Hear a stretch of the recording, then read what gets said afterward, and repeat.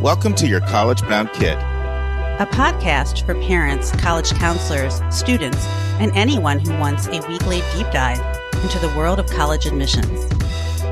My name is Julia. I was an admission officer at Haverford College, an outside reader for Emory University, and I currently work as a school-based counselor at a school in Massachusetts. I'm Lisa, and I'm a clinical psychologist and college counselor. I have a daughter in college, a daughter in high school, and a son in middle school. After 30 years in Chicago, we recently moved to North Carolina. My name is Mark.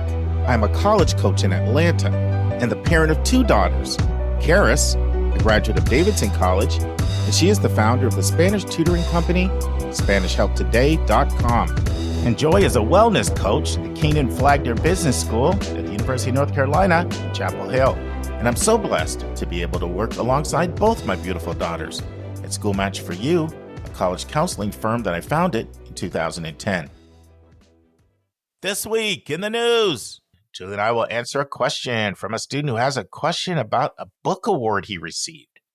And then Susan and I will answer a question from a mom who wants to know how colleges perceive it when a student does 3 years of high school instead of 4.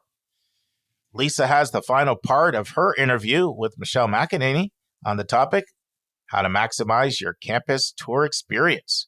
Some do's and some don'ts for your campus visit. And we have a brand new spotlight. Linda interviewed Tara Williams, and Tara's the dean of Barrett Honors College. It's our first ever interview on an honors college. And Linda picked one of the honors colleges that is the most comprehensive and the most well-resourced. Friends, we're doing 2 questions again today instead of an in the news, and we'll do that when we get bombarded with questions. But we know what's going on in the news is important. And so one way that we are helping you to know what's going on related to college and college admissions is through our newsletter. So our newsletter will be coming out in the next few days. And we have links to 7 or 8 news articles that are not behind paywalls that are definitely worth you reading. We have articles on several school closures, articles on changes colleges are making now that they're losing students, including an article that we're going to be doing it in the news about that deals with how colleges are closing now at a rate of 1 a week and what happens to the students when that happens. There's another article on how Jewish presidents are responding to the protests and the criticisms on their campuses. And so if you're not getting our newsletter, you just want to go to yourcollegebounkid.com and sign up for our monthly newsletter. It's completely free. And now it's time for a question from one of our listeners.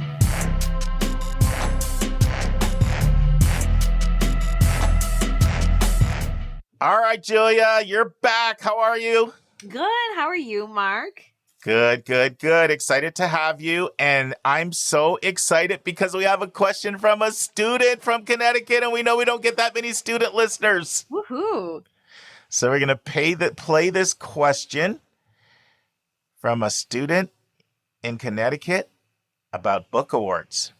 Hello, my name is Aiden, and I'm a junior from Connecticut. And recently, last Thursday, I received a book award from the University of Notre Dame. And I was just curious whether that's something important and crucial to include on my application. And what is a book award? What do you think, Julia? Well, first of all, congratulations on your Congratulations. book award. Yeah, that's exciting. I actually, a main reason went to college is because I got a book award, and that's when I started realizing, I guess I got to look at colleges. That is cool. It inspired you. Yes, what book award did you get? I got the Smith Book Award when I was in high school. My high school was awarded the Smith Book Award, and I got it as a junior. I think it was maybe some stereotypes that some of the school was making, but anyways, but I had never heard of, I sort of heard of Smith because I grew up in central Massachusetts, and my parents met in Western Mass. But then because I got the book award, Smith invited me on their Women of Distinctions, their fly-in program. Are they still doing that? Yeah. And it's still the same title. And that's when I decided to go on that program where I met another prospective student who told me about Vassar. Well, those two schools have a lot of overlap. They do. So It's important to also note, based on my story actually, is that not every high school awards book awards, right? So sometimes the high school has to go through a process to do that, or there are a lot, only so many high schools are allotted to give a book award for that college each year. So there might be plenty of book awards out there, but it just might not be that your high school is a nominating high school for that book award. And in fact, so Milton, we do not do book awards because otherwise we would be knee deep in book awards and making distinctions between our students. But especially for less resource schools, this is great because it really, sometimes book awards also come with a monetary bit to them. For example, University of Rochester's is through, or they used to have one with Bosch and Loam, the company, and that would be like almost like, should the student apply to University of Rochester and get in, they'd get like a very significant 4-year scholarship because of being awarded that book award. So actually my boyfriend in high school got that book award and he was like, I'm not applying anywhere else, right? Like, I'm just going to go to Rochester, right? And I was like, great. I always say for students to write that down. The other thing is, while your school might determine if you should get that book award, but it's supposed to be in spirit of that college, and that usually is a good indication that you live the values and you're on the academic profile of that college. It doesn't always work out that way, but so I always say list it, because when you apply to other colleges, they might shake in their boots a little bit and be like, oh no, Notre Dame's going to try and take this kid. We might need to, but it is a distinction. So I do have students, if I just don't have students I work with that, except my College Horizon students. I do think it's good to list the book award in your application.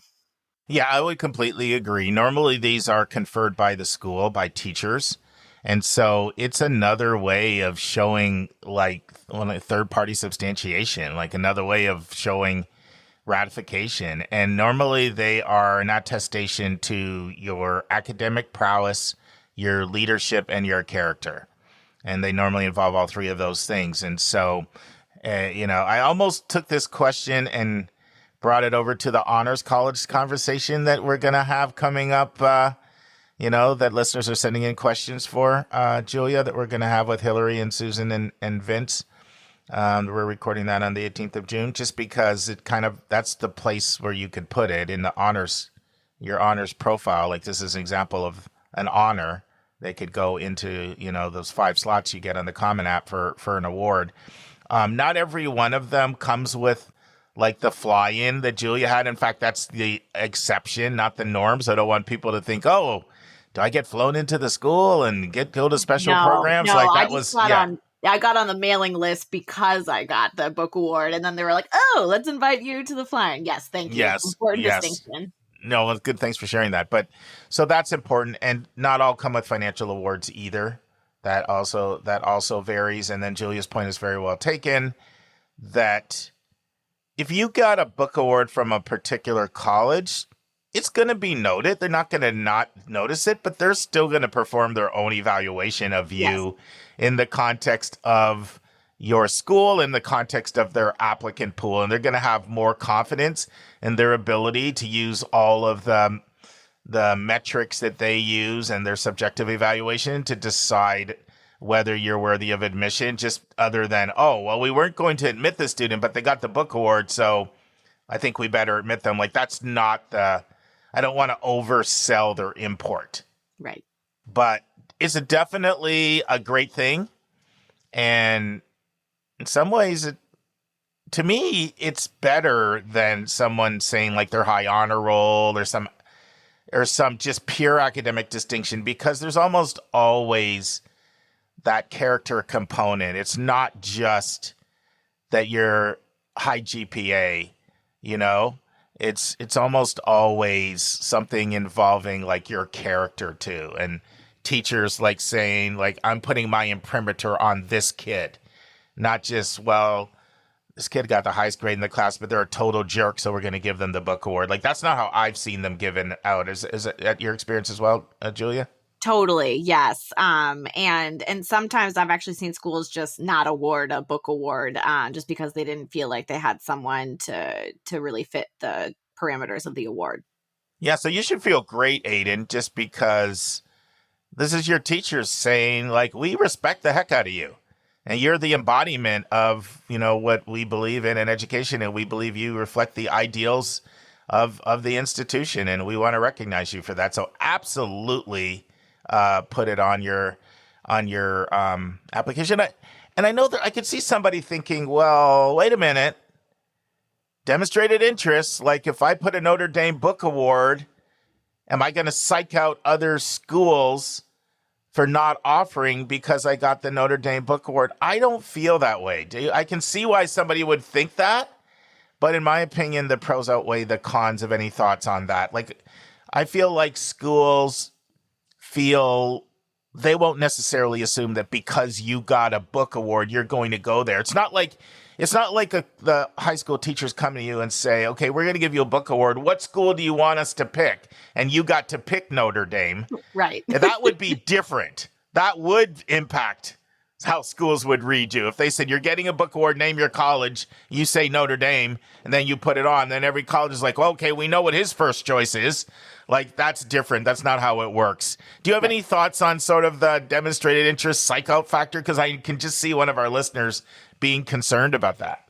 And I think it's a fair question. Yeah, and I completely agree with you. I've never, as someone who even read applications this year, there's plenty of book awards that a lot of the applicants have, and that's never a thought in my mind. And if anything, just like you said, Mark, it's just cool that obviously there's another group of people, your school, your teachers, your guidance counselor, that just thinks highly of you, and therefore you got that. So no, I never worry about it. As the person might go somewhere else, because as you said, it's not often tied to another incentive.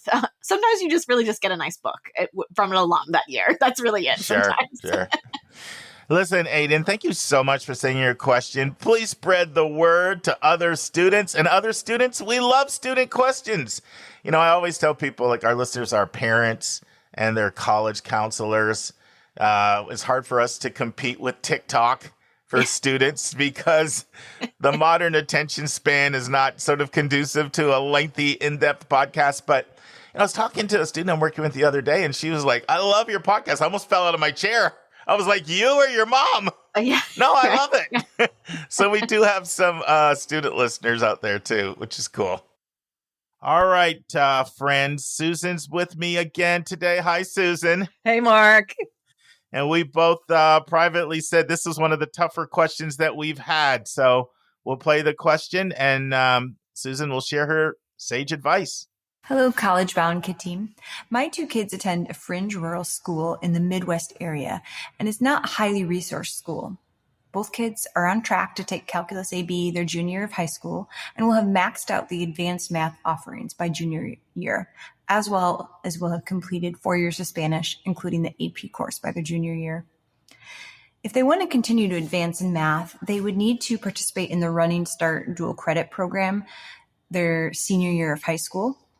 They will have technically completed all of the required credits and school requirements to graduate high school a year early if they wanted to graduate by the end of their junior year. Do you recommend that they apply to college after only having 3 years of high school? How would colleges view 3 years of high school if they have all the requirements completed versus the traditional pathway? Although plans can change, both kids' career aspirations will include graduate school, so they do have a long road ahead of them. There are certainly pros and cons of getting a jump start in college, and we understand that we need to take maturity and social needs into consideration for each kid. But your feedback from the admissions point of view will be much appreciated. So the bottom line with this question from a very thoughtful mom is about finishing high school a year early. Now, I'm assuming when she says that, because there are kind of two definitions of this. There's something called early admission, which I'm not even sure it exists anymore. That would be for a student who has not completed their high school graduation requirements, but they're simply applying for early admission. And I remember that from years ago, that occasionally at my liberal arts college, we would get an early admission applicant. So they weren't, they kind of had maxed out the curriculum, but they had not completed, probably their fourth year of English was missing, or, there are some high schools that simply require you to be there for 4 years, whatever. I haven't run into that in a long time, but what I do run into both as a college counselor and an application reader are students who move from 10th to 12th grade. So that's kind of a short way. And I'm not sure that's exactly what this mom would describe her kid's experience as. I mean, I encounter this once or twice a year where student feels like they look at the requirements necessary to graduate and they realize that they can get there without having that extra year. I had it once this last year for a Colorado student in public school, and I also had it for a homeschool student who, of course, there's the flexibility to do some real accelerated things from California.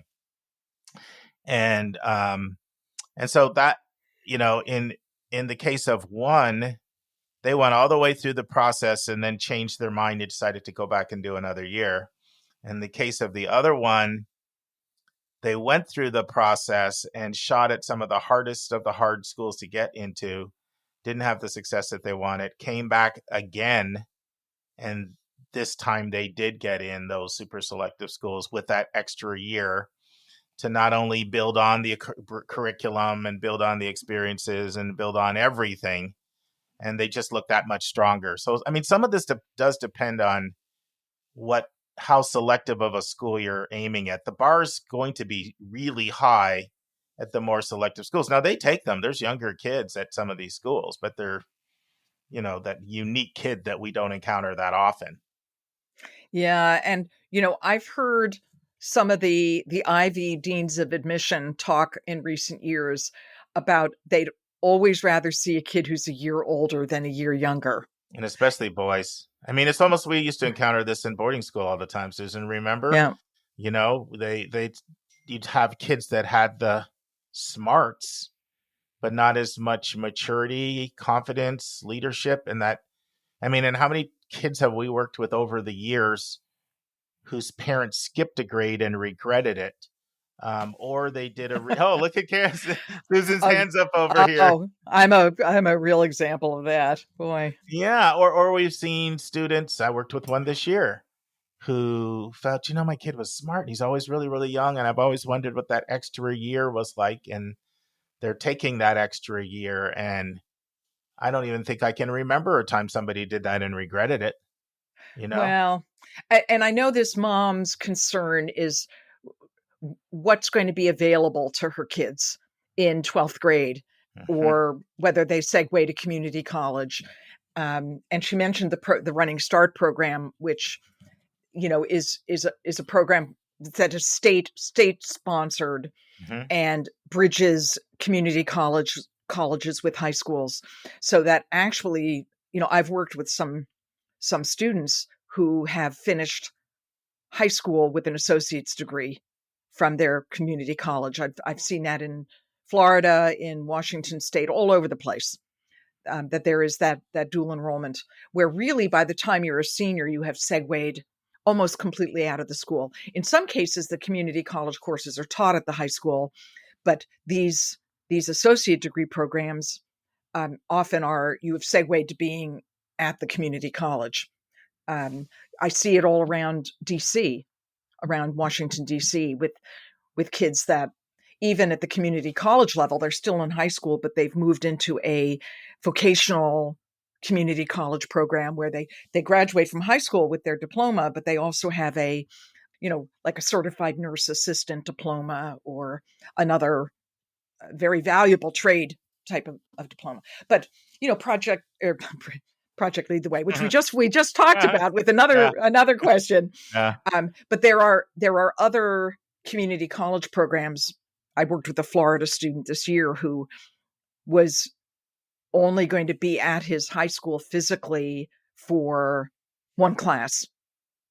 So I guess you have to say to yourself, well, if that's what my child is going to be doing, why don't they just go to college a year? Correct. Early? That's why I think this question is tough, because if your high school options aren't that great, college may be a better option for you, depending on what you're, nobody wants to put the kid in a situation that's, neither not challenging or stimulating or, whatever.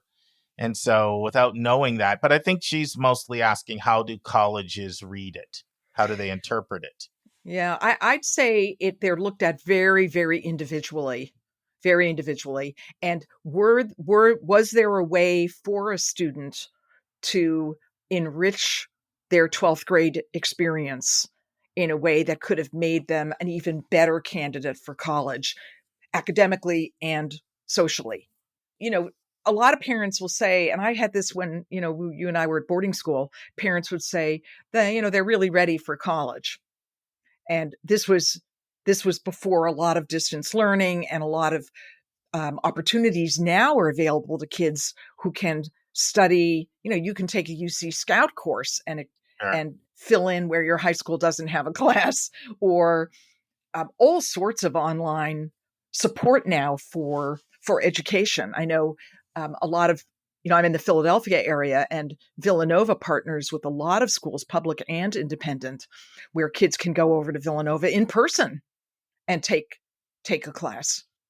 So, does that show ambition and maturity and intellectual curiosity? Yes, it still gives the student that year of growth, in their high school. Now, if your student is desperately tired of their high school, so this is a whole nother scenario, but if your student feels thwarted by the academic and social environment in their high school, that, there's nothing for them to do, which in a way I would find hard to believe, but I can understand in a rural, under-resourced school. And if there isn't ways for that student to feel challenged, like they're advancing, especially in a full curriculum, like not just challenged in one course, but enough to justify your whole curriculum for a whole year. That's right.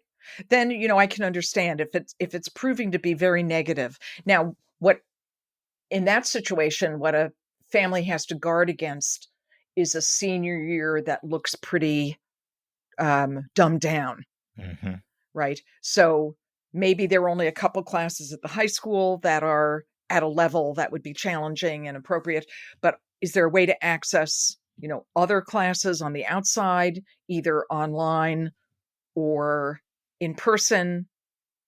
Like the kids here, I have at the school where I'm subbing this semester, we have, in fact, I think 2 seniors who are taking multivariable calculus at the college level.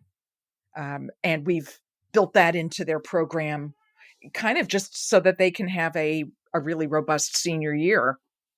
I've got a student taking modern Greek as an extension of his previous classical education. And there are things that schools will do to keep kids engaged, and especially when there's genuine intellectual engagement. This looks great to colleges, right? It looks terrific. But I could see where sometimes a student's senior year, it's almost like they peaked junior year, and then they're on the downside of the mountain senior year without enough information in the application for the college to understand what's going on, and some evidence of what's going on, some transcripts, some grades, some recommendations from the outside. I have worked with some students, though, who've turned their senior year into almost all internship. They're still taking English 12 because that's always the class that a student has to take, right? I think nationally, you have to have 4 years of high school English, unless you're going to a college that will let you do that in your freshman year. But that's another. Susan, that's almost the norm in certain places in Metro Atlanta. They're pushing the kids. You've met the graduation requirements now, and you go on this track, the healthcare track, the business track, and then you go out into the job market and shadow and do all of this stuff. And it can be great, but it's not great for applying to highly selective schools, because it doesn't give you the robust curriculum that the schools are looking for. And so, Georgia Tech is oftentimes saying, hey, don't do that if you want to come over here, you know? Yeah. Because I mean, I'll see it, and these are pretty good schools, but I'll see kids that have 2 classes their senior year, and all the rest is, some experiential learning thing in the track that they opted to go into, which, once again, it can really work for moderately selective schools or less selective schools, but it just depends a lot on that from a college standpoint. And they can be great experiences. Find out, is this what you want to do? Do you want to pursue this dental path that you thought? But I when I'm working with a student and I see that, I try to let them know, this curriculum's going to look really soft if you're aiming for more selective schools. Almost better as a gap year experience than Yes. Call it what it is. I think this question too, it's important for listeners to remember the competition. And Mark, you often say, don't underestimate your competition when you're applying for, selective college admission, because there are a lot of kids out there that have incredibly robust academic and experiential profiles. And it can be challenging to stand up to them as an applicant when things have decrescendoed in a way. Not to say that a very smart kid can't construct an alternative senior year that would be really admired, right? I think there's a way to do that. You just have to be careful about that. Maybe, consult with some college folks, try and get some really good advice along the way. But that appearance of a decrescendo can be off-putting. Yeah, it's really hard to talk about this in a way and just to strike the right balance, because my experience is that most people do underestimate the competition at selective schools. And I would only, if there was one thing I wish they could read files of kids that don't get in. Very and I true. think it would completely change their understanding. They wouldn't have that shock factor. But on the other hand, you don't want to emphasize it so much that you discourage somebody who legitimately should apply. That's and right. So like striking that balance is just really, really tricky. And of course, you're doing it just speaking out into the ether without being able to individually look at an individual student and in their context. But yeah, there's a small number of spots that are actually available, and it's a big world out there. And more, this is a question I have for you, Susan. Schools always say, hey, we're only going to judge you in the context of your school offerings.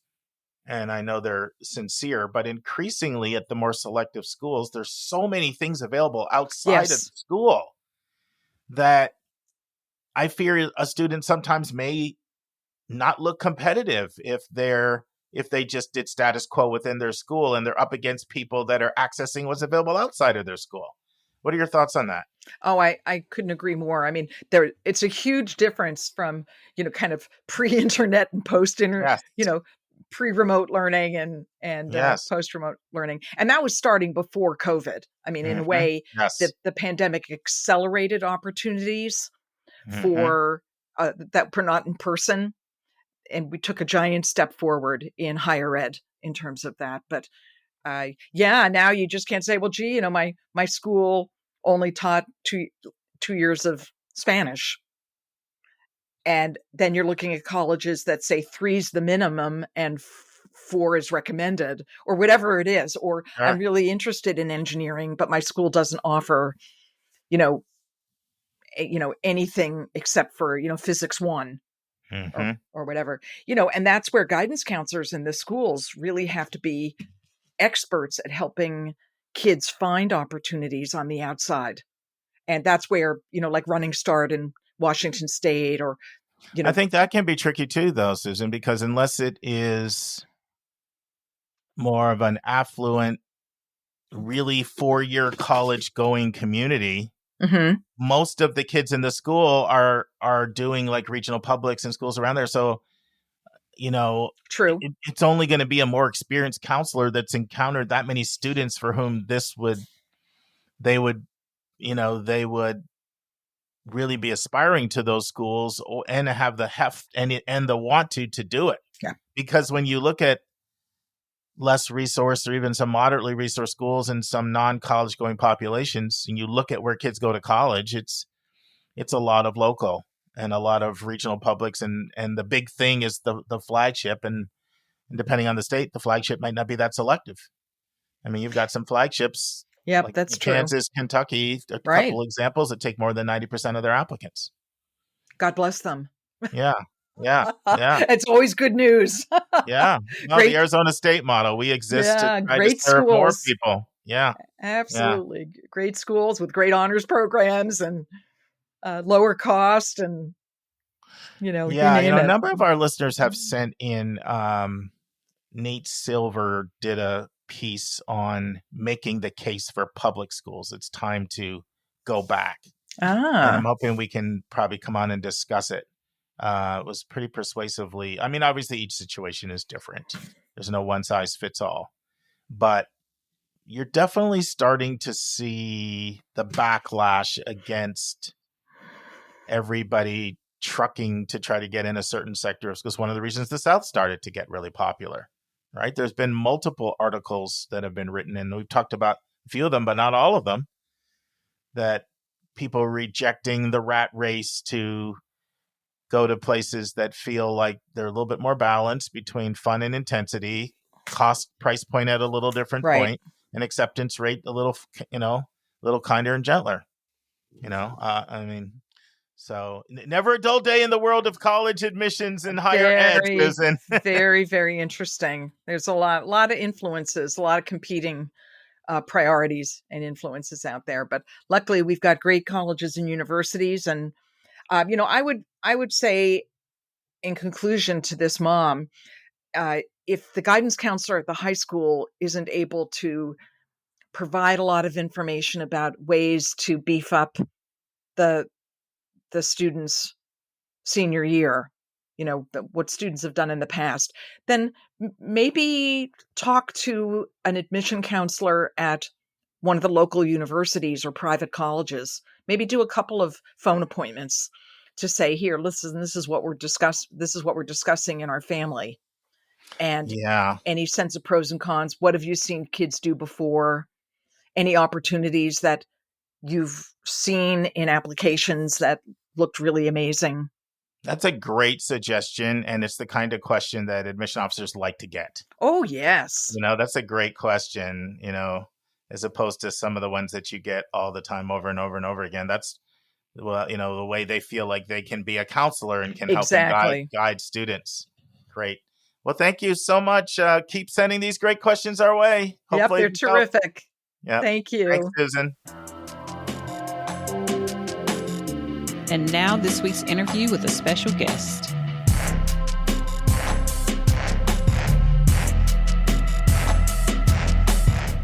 Friends, in part 2 of Lisa's interview with Michelle McAnaney, Michelle gives her thoughts on how many tours a student should do each day. Michelle shares some things students can do other than the traditional tour and information session on their campus visit. Michelle shares her view on whether a family should take a tour in the summer. Michelle talks about whether younger students should go on tours. Michelle talks about how to keep track of your college visits. And Michelle shares what parents should not do on a tour. Listen and enjoy. Yeah, and again, that's where the mental preparation that you're suggesting can be so helpful for families. Like, what's important to us to know? We know this in advance, so then we can start, all of us, collecting information on that. What is the vibe? What are students? Do they seem relaxed? Do they seem stressed? I don't know. That's one thing I always look for, is how happy the students look. Sure. On any given day, that can change though. But yeah, and to think about it in advance, to have that thoughtfulness, then they're going to just naturally get so much more out of the tour. I tell students to take a look at other students as well, and to look for, how do they seem to feel, but are they engaging with each other on campus and saying hello to one another, or are they, as they're walking by, are they just staring at their phones and, just going? And you're just getting a snapshot of one part of the day, but that's all you have. So it's important to really look. So obviously, like if a lot of families will maybe have an hour or two to spend on campus before they're off to the next thing. How should they best spend their time? So I want to say best practice, and I know this is really hard to schedule, but an hour or two is just not enough, in my opinion. Unless your kid gets out of the car and they're like, I hate this place. And some students, they will hate it and they'll hate it forever, and others do need to experience. But I like parents and students to just do one a day. It's kind of unrealistic because if you're traveling, you might want to fit in two. But there's so much that you can do on campus in your free time if you spend the day. So I just want to make some suggestions to your listeners. So I recommend eating a meal on campus. So you just go into the dining hall and pay cash. It's usually around $10. And not only does your child get to try the food, which is important to a lot of people, but they also get a chance to sit down and look around. And I tell them, do you see your lunch table here? Do you see the students that you'd like to sit with and you'd feel comfortable with here? Do you like the way the tables are arranged? Because some people like to maybe just have a moment to themselves and be able to sit kind of at a bar stool type thing that's looking out, right? Or maybe it's booths where it's a little hard to join because it's a booth as opposed to a round table, all are welcome kind of thing. So that may or may not be important to an individual student, but if it is, they should look for it. The other thing I like families to do when they're dining is just to take a minute to reflect and to talk to each other and to be like, what did we see? Did we like what we saw and why? And so that's a good thing to do. And to also, you can do that if you don't want to eat, or even in addition to eating, just sit on a bench where students are coming and going and take a look at what's happening and who you see there, and just have a minute to be like, does this school feel right to me or not? The other things that families can do during their free time on campus is to make an appointment with departments, organizations that their child is interested in or will need during their time in college. So that might be the Office of Disability, it could be an academic department, or it could be a club or organization where they want to find out more beyond the tour and beyond the info session. And so you can set up those appointments in advance. It takes a lot of work, but your child's going to have a better experience on campus if they get more information than just what's given from the admissions department. Yeah, I think that's a great tip because, sometimes it's just happened that, like, I know when I was at the University of South Carolina with my older daughter, we got lost looking for some meeting in the communications building, and a professor found us, and then she just took us around the place for an hour, talked to her about the department. I mean, it was just like such a different experience, and it's not scripted. This is sort of like people who who work there, who are in the thick of it, and they really generally tend to want to be helpful, and they want to share all the great things about their department. So I highly recommend that as well. And how would people find out about all these things? Would they go through their regional admissions counselor to help get it set up? Yeah, you could go through your regional admissions counselor. I've also had families just do it independently and contact the physics department, send a message. Who can I talk to in order to set this kind of thing up? But starting with admissions is probably a good idea. And if they're not helpful and they discourage you, I think that's a sign of campus culture. Yeah. Yeah. No, they're not like maybe that student is focused, in their experience. Right. Or it's going to be the kind of place where the student's really going to have to advocate for what they need on campus. And some kids are great at doing that and others less so. So it's a matter of knowing your student or the student knowing themselves and then reading the signs as you go through this entire experience of touring, from signing up and setting it up to when you're finally leaving. Right. Now, one question that I get a lot is, and this is relevant because we're coming up on summer break. People always want to know what's the best time of year to visit. And a lot of times for families, summer is like just the only time that they can visit a school. And they're worried they're not going to get a lot out of it because there are not going to be as many students on campus. But what is the best time to visit? And then if you have to go at a less ideal time, how can you kind of work with that situation?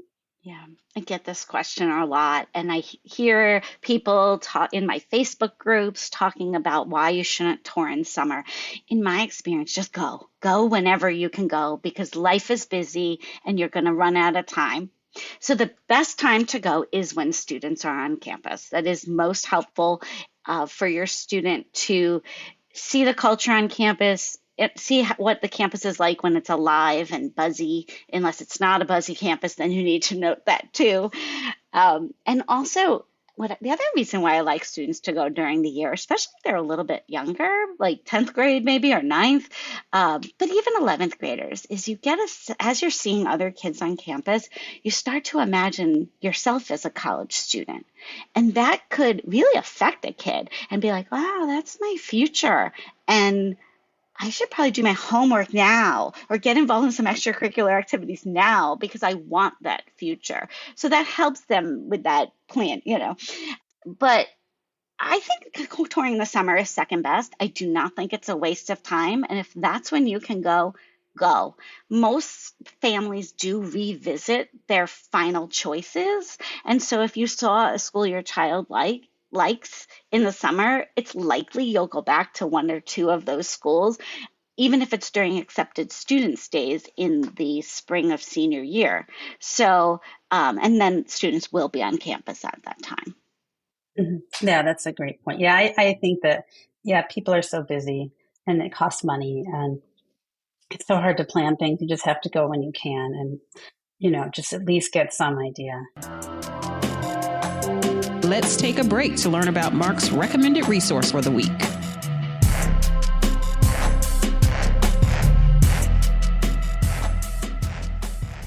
Friends, the recommended resource is from an author who we've featured on our podcast before, Ron Lieber. Ron wrote a book called The Opposite of Spoiled. And the subtitle of this book is Raising Kids Who Are Grounded, Generous, and Smart About Money. And Ron reads it in his own voice.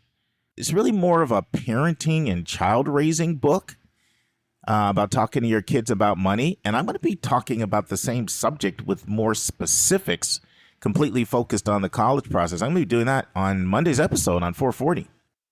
I'm coming to you right now from Edisto Beach, South Carolina, 45 minutes from Charleston. I'll be at College of Charleston first thing in the morning. And I'm enjoying this book on this trip. And I thought I would share it with you. Ron's not afraid to take on the tough questions. Now, this isn't a new book. It's a HarperCollins published book that actually came out in 2015, but it's just as relevant today as it was 9 years ago. Now, return to Lisa's interview with Michelle McAnaney.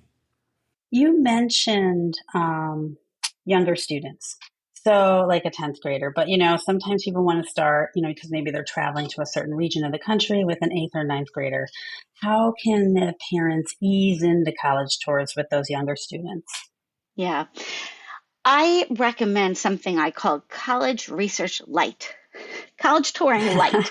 So, you can take your child on a college tour when they're younger. I've definitely toured with families and there's a kid there in 8th grade or 9th grade.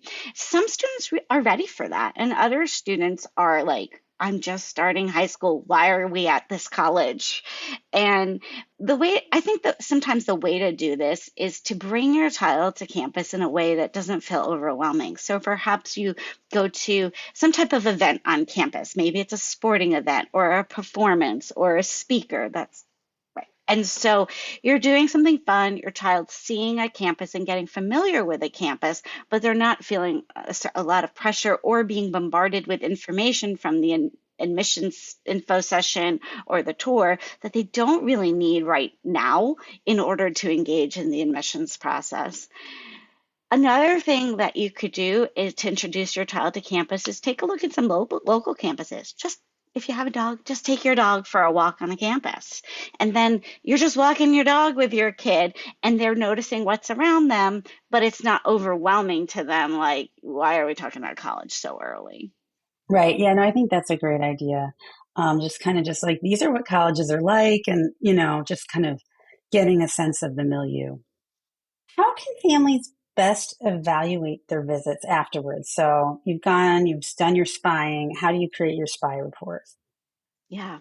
People do it differently, and I encourage them to do it differently. Let's develop the checklist that's right for you. So, for some students, they're keeping track of everything in a spreadsheet where they've chosen, with guidance from the College Spy consultants, these are the categories I care about the most. And now we're going to go in and we're going to fill in what did we learn. And if there are spaces where we didn't learn about that particular thing, then we need to do that follow up to get the information, unless the student just isn't interested in the school, then we can cut it from the list. Other students really enjoy just taking notes. They just, oftentimes it's notes on their phone and there are pictures right there. And that's just the system that works for them. And that's fine, especially if they're putting detailed notes. I think I ask a lot of questions about not what did you like and what didn't you like, but why. Why didn't you like? What did you see on campus that wasn't for you? Why isn't it a good fit? Because I'm hoping in conversation, the student can start to understand this is what's going to be the right fit for me. This is the type of learner I am. This is the type of environment I want to live in. And for me, if they tell me why they liked what they saw or didn't like it, I can redo the list to say, okay, we need to find colleges that have more of what you do like and more of what you don't. Mm-hmm. Right. And then my final tip there is to think about what affected your visit. So we already talked about that it could be the presentation style of the admissions counselor or the tour guide, but it could be other things like the weather. If it's cloudy, students tend not to like the school as much as if it was sunny. And if it's raining, forget it. And if it's snow, it depends. Some people love the snow like me. Other people absolutely hate it. Right? Or is it this wet, slushy? So did the weather affect how you felt about the school? And do you need to imagine it sunny so you can compare it well to the school you toured when it was sunny? Another thing could be your mood. So sometimes students are touring at a time of day that doesn't work for them. That would be the morning usually, where they're more awake and a lot. They got up at 6 a.m. to get to this school in time for a 9 or 10 o'clock tour, and they're exhausted and they don't want to be there. Or they're just in a mood, where another time they're in a better mood. And so therefore they like that school better. So to think about what influenced your impressions of this school that have nothing to do with the school is important. To finding the right fit. Yeah, just to kind of make that explicit so that maybe students and families can separate out. Yeah, it was cold and rainy and disgusting. But if you put that aside, we like this, that, and the other thing about this school. Yeah, I always know if a student goes to a school in the rain and they say they like it, that's probably the school for them. They love it. Exactly. If they're able to love it in the rain. So, yeah. Now, so we talked a lot about families can do. What should families not do? So what are some tips for parent behavior on college visits? Okay, so parent behavior. So I think it depends on your relationship with your child in a way, but for many parents, best practice is not to say anything. That doesn't mean you can't ask questions, but I think it's helpful not to give your impressions until your child gives their impressions first. Because lots of kids do one of two things. They either disagree with you on purpose, just because you said one thing, they'll say the opposite, or they agree with you on purpose because you're their parent and they trust you. And what you want your child to do as part of the process of going through the college search is to be able to think about what they like and what they don't like and why, and to be able to evaluate these campuses and use their critical thinking skills to understand what they're seeing and how it applies to them. And so if you give your child that chance to talk about their impressions first, and then you can add yours and have a back and forth discussion, I think it's often the most helpful thing. You get to a better result that way. Yeah. Well, I think this has been great. You've given us so many great tips, and I love this sort of general framework of think about what you want to do and what you want to get out of it in advance and how you can work together to get that information. So I think that's going to be really helpful for our listeners. So I really want to thank you for all that. But you might or might not know this, but no guest on Your College Bound Kid gets out of here without going on the hot seat. And the hot seat is where we ask you a couple random questions. Like, they're so random, I don't even know what they are until they come out of my mouth. And it's just, just so people can get to know you a little more. So What's on your bucket list in terms of travel? Where would you love to go that you haven't yet? Iceland. That was a trip that got canceled from COVID. I'd like to reschedule that. Yeah, no, that's definitely on my list too. And then what kind of like books do you enjoy reading? Have you read a really great book lately that you'd recommend to others? I listen to a lot of books on Audible, and I drive a lot, which I live in two different places, so I'm often on these long drives. And I did a thing on the way, my last long cross country trip, where I was listening to all of these books, like historical fiction about the Holocaust, and they were very good. But I'm not sure I'm going to recommend them to your entire audience because it made you think, but They're it was hard. sad. Yeah. Yeah, it was hard. Yeah. Yeah. And then if you weren't a college consultant, what would your alternate career be? Ooh. Okay, so this is unrealistic, but I am a beginning banjo player, and I have been a beginning banjo player for about 10 years because I'm not great at practicing. I think it was so fun to be a folk singer. I also can't sing, so that's unrealistic. But I think if I was, what would be realistic would be just some type of entrepreneur. I think it's been very fun to run my own business, going from being an educator, working at a school as a school counselor, to starting a business and all the creativity that's involved in that. I might pick another business to run. So you do take on a new challenge. Well, Thank you so much for coming on. And, I just really appreciate all the tips. And I think if people want to find you, what is your website? Sure. Let me, thecollegespy.com, and on social media, it's at thecollegespy.com. Can I also tell people about the cards? Yeah. Is that okay, or is that not? No, that's fine. So I am the co-creator of the Talking College Campus Visits card deck. It's a card deck that teaches you how to take a college tour, and it goes through some of the tips that I talked about today on your podcast, but it also gives a lot more, and it's a really nice tangible thing that you can put in the glove compartment, and on your way to the college tour, pull out and talk about with your student. What should we be doing today on campus? What should we be asking? What should we be looking for? And how should we be thinking about what we've seen? So if people are interested in the card deck, it's on Amazon, but you can also find it on talkingcollege.com. Okay. Yeah. No, I know we've talked about those card decks before because they're really a great tool. So, well, thank you so much. I really appreciate it. Thanks for having me.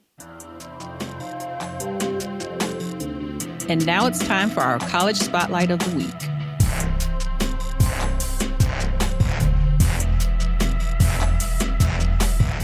Friends, I was so excited when Linda reached out to me and say I booked Tara Williams. Tara Williams is Barrett Honors College's Dean of Admission. And Barrett Honors College is as strong an honors college as you'll find anywhere in the country. It's Arizona State's honors college. So in part one, Tara shares the various roles she has had in higher ed. Tara shares what she believes distinguishes Arizona State University's Barrett Honors College. Tara explains the difference between an honors college and an honors program. Tara shares what are the benefits of being in an honors college. Tara talks about what differentiates Barrett from many other honors colleges. Tara explains to us what the human event is. Tara talks about some more specific experiences for Barrett students. Tara talks about the class size for some of the honors college courses. And Tara talks about the 3 levels of advising at Barrett. Listen and enjoy. This is Linda, one of the co-hosts of Your College Bound Kid, and I'm delighted to be here today with Tara Williams, Dean of the Barrett Honors College at Arizona State University. Barrett is one of the largest and most well-respected honors colleges in the country, and today we're going to talk about honors colleges in general and Barrett specifically. So Tara, I know you have a lot of experience with honors colleges, so please give our listeners a quick overview of your background and how you came to be at Arizona State. Absolutely. I am so glad to have a chance to share a little bit more with you and with your listeners about something that I care so much about and have worked on for much of my career. I started as an English faculty member, which I loved. I really enjoyed that, but I was finding that the best conversations I was having, the most interesting work I was able to do was when I was working with the Honors College at the place where I was a faculty member. So I decided to get more involved in honors. I served as an associate dean, and now I've served as the dean of 2 other honors colleges. And it has just been an incredibly rewarding experience to be a part of these students' journeys. Now, you are at Arizona State. Can you give us just kind of like a 30-second highlight reel of Arizona State? Because I find that a lot of families take a look at the admission rate and they don't get the full picture of that school, because ASU is consistently ranked as one of the most innovative universities in the country. Tremendous research, making all kinds of impact, and truly some of the best programs in the nation. So can you just give us a little taste of ASU? I think you really put your finger on the right word with impact, because I think about ASU as a place that cares about its impact in higher ed. So making the college experience as accessible as possible to as many students as possible, thinking about how we're supporting those students once they're here at the university, and really focusing on the research that's going to have an impact on the future. So getting those students experiences with the research, getting them ready to be those change makers, leaders, global citizens of the future. So ASU is a place that has so many things happening. It is hard to even just keep track of them on any given day. And that translates into an incredible number of opportunities for the students and the faculty and the staff who are part of the community here. I love that university is so accessible for so many students. But let's talk about honors colleges. And I want to just get this out there real quick because it's a question I get a lot. What is the difference between an honors college and an honors program? Yeah, and it isn't quite as simple as it might seem on the face of it. It should be. But generally speaking, honors colleges are more university wide in their structure. They usually have a dean who reports to the provost or the chief academic officer of an institution. They encompass all the majors at the university, and they just generally operate in ways that are more parallel to the academic or the major colleges. So they are likely to have more resources and opportunities, things like residential communities, courses, internships, advisors, but that certainly varies by the individual program or college. So it's kind of my favorite phrase. It depends. Yes.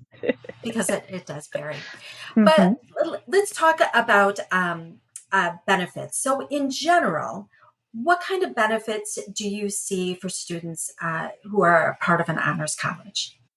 Really, the heart of the honors experience is to give students the best of multiple worlds. So we create a really intentional community experience that is, stands up against what you would see at a small liberal arts college. A focus on undergraduate education and mentoring that's very, again, analogous to an institution that's dedicated to that. But that's paired with the resources and opportunities and just options that a large public research university can offer. So students get both that community, that individualized support, and then that just huge array of possibilities that they can choose from. And I like to think about honors as a kind of the home from which they can navigate all of those possibilities, right? We want to support them in taking advantage in the best way possible of everything that aligns with their interests and their goals. I like that kind of a home base. Mm-hmm. So talking about Barrett, because I would have students who may apply to several colleges looking specifically at the honors colleges. What differentiates Barrett from some of the other honors colleges out there? Yeah, so Barrett is one of the first places to have a really robust residential college experience as part of the Honors College overall. And that continues to be a real focus. So when I talk to parents, that's often something that they mention to me, that they appreciate the ways in which Barrett is cultivating that community experience and those connections for the students who are here. we ask our students to live for 2 years in the residential community at Barrett, so they really get a strong foundation with us. But we also have lots of events and student organizations and staff members who are dedicated to building that sense of community. We also have a distinctive honors course that they take in their first year. It's called the Human Event. And that's a discussion-based course that's really focused on communication skills, getting a sense of a global perspective on key issues throughout human history. So they get a chance to work closely with our almost 50 full-time faculty members in the Honors College here and interact with their classmates, just build some great skills and connections. And then they really get everything that ASU has to offer, which includes multiple campus opportunities. So there are small Barrett communities on ASU campuses and larger communities. So they can get something that's tailored to their own preferences or ideas. So we're really focused on what are we doing for these students while they're here at Barrett to enhance their experience at ASU? And what are we doing to prepare them for all the things that they're going to go on to do once they leave us and go out into the world? Well, I want to talk about that, but I definitely want to hear more about the classes. So they take that class. What else is required of them? Is there honors level courses that they have to take, or is that an option? Do they have like a senior thesis or capstone project? How does that work? This is a great question because it's another one of those things that vary across different honors colleges and programs. And here at Barrett, the structure is meant to be really, it has a foundation and it has a capstone, and then it has a lot of flexibility in between. So the students take the Human Event in their first year. That gives them the grounding, the preparation, the connections. Then they have just a huge variety of opportunities for earning honors credit as they progress through their major and their general studies requirements. They might choose a professor that they want to work with more closely and do a project to essentially convert a class into an honors class. They might take an existing honors class. They might do an internship or have a research experience, or even take a graduate level class and earn their honors credit that way. And then they do have a thesis requirement at the other end. So I think of it as kind of bookends with a choose your own adventure path in between, so that they can really personalize the experience that they're having. Mentioned the experiential piece, be it research or internship, study abroad. Is that a requirement? And are there specific opportunities only for Barrett students, or are they just part of the larger ASU opportunities? Definitely specific opportunities for Barrett students. And it's a requirement that they complete the thesis project, which always has a research component to it. It could also be a creative project, but still with that research component. So in that way, it is a requirement. International experiences, other kind of experiential learning, we try to put out a menu of possibilities and then have students choose the ones that mean the most to them or will have the most impact for them. So our faculty lead specific study abroad programs that are designed for Barrett students and where they earn honors credit. One of my favorites, we just started a program where our first year students in their second semester went to live in Berlin with an honors faculty member, and they got the second part of the Human Event class, some honors seminars, and a service learning experience in Berlin all together as a cohort. So that's the kind of thing that we're able to do at Barrett that is, unique to our college and to our students. That's a terrific experience, especially you said second semester of freshman year. That's right. You don't have to wait until your junior year or something like that. That is terrific. The size of ASU can be intimidating, and you think about big classes. How big are some of these honors classes? The Human Event classes are capped usually around 19 or 20 students. So those we are really wanting the students to, we want them to be student-centered, even student-led classes, right? The faculty member is there to provide their expertise and to set up the framework. But the idea of those classes is to give students the opportunity to have those conversations, to learn from each other, to grapple with these texts and ideas together. Other honors classes can vary. The ones that are run through our college are are typically that same size. Sometimes there are sections that are offered by faculty who are top faculty in other colleges. Those vary a little bit in terms of the size. To me about advising, what does that academic advising piece look like for Barrett students? Yeah, advising, I think, is one of the most important resources that we make available to students. And I tell our students that they can do the same thing that I do, which is when I have a question and I'm just not sure who I should ask, I go to the honors advisors because they know everything and everybody. So even if they don't have the answer, they know who does. But for Barrett students, they have their Barrett advisor who can help them with anything related to their honors requirements, can help them come up with their thesis project idea or the strategy for approaching a potential thesis mentor, really guides them through all the aspects of the honors experience itself. That's on top of their major advisor. They still have their major advisor who's the expert in that particular discipline and field. And our advisors in honors work really closely with the major advisors. And then at Barrett, we have a third level of advising, which is our faculty honors advisors. So in virtually every department across the university, there is a faculty member who is the designated faculty honors advisor for that department or that discipline. And students who want to learn about honors classes or, get help finding a committee member for something in that discipline, they have a faculty member who can be that resource or that support for them. Hearing all of that, I'm thinking it's probably hard to fall through the cracks at Barrett, and which you would normally think in a small place. But tell me, I think that there are probably about 7,000 or so students in the Honors College. Am I right? That's right. Yep. So to have that size and not to have that kind of wraparound support is really amazing. That's really something we spend a lot of time and energy on because we want students to feel like there are people here who know their name. There are people here who care about their success. And whether it's some unexpected, like perhaps they had their car break down, or perhaps, they're just struggling in a particular class, or perhaps they just have a really great idea and they want to figure out how to make it happen. We're the place that can support them in all those ways. Friends, this concludes the first part of Linda Depker's interview with Tara Williams, the Dean of Undergraduate Admissions at the Barrett Honors College for Arizona State. We hope you'll join us next week for the final part. Friends, on Monday's episode, I'll be returning back to the conversation about missed opportunities in the college admission process. And then we'll be having an interview from someone you've heard from before, Michael Keaton. He was actually on here a few times, most recently doing a spotlight on our Sinus College.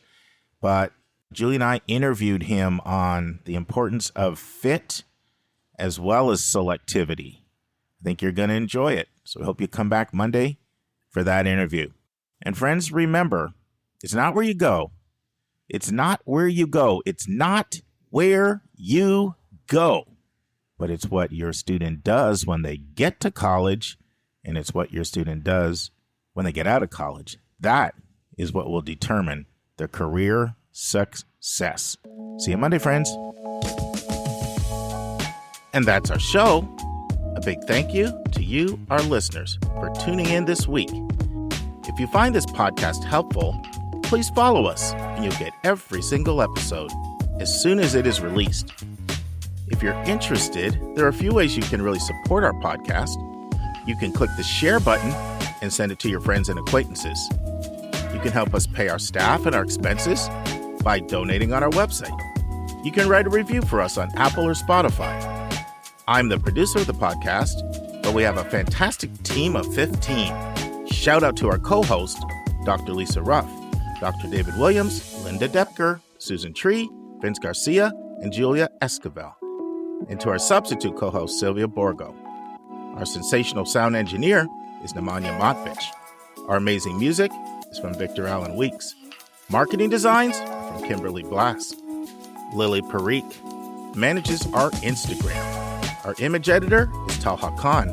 Joy Stucker does our website episode updates. And our webmaster is Stylianos Dimitriou.